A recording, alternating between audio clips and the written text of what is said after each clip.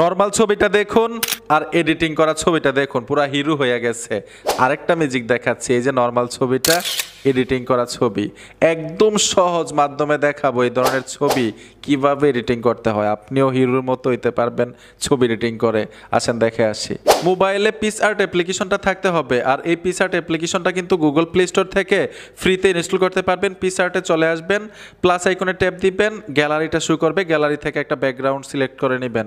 এই ব্যাকগ্রাউন্ড গুগলে অ্যাভেলেবেল, খুব সহজেই সংগ্রহ করতে পারবেন। নিচে এফএক্স লেখা আছে, এফএক্সে চলে আসবেন, এখান থেকে এইচডিআর এ ট্যাপ দিয়ে একটু ব্রাইট বাড়িয়ে দিবেন। এই যে দেখুন আমি ব্রাইটগুলো একটু বাড়িয়ে দিচ্ছি।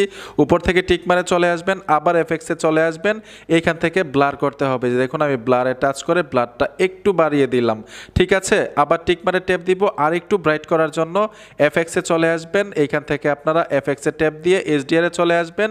এই যে দেখুন আমি আর একটু ব্রাইট বাড়িয়ে দিলাম, যতটুকু রাখলে সুন্দর লাগে।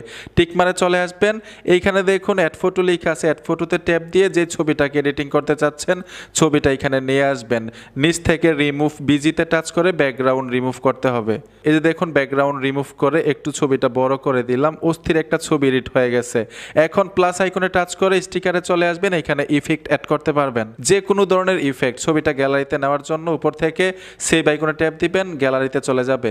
আশা করি বুঝতে পেরেছেন এই ধরনের ছবি কিভাবে এডিটিং করতে হয়। বন্ধুরা, ভিডিওটা দেখে যদি একটু উপকার হয়ে থাকে অবশ্যই সাথে থাকবেন। দেখা হবে নতুন ভিডিওতে। আল্লাহ হাফেজ।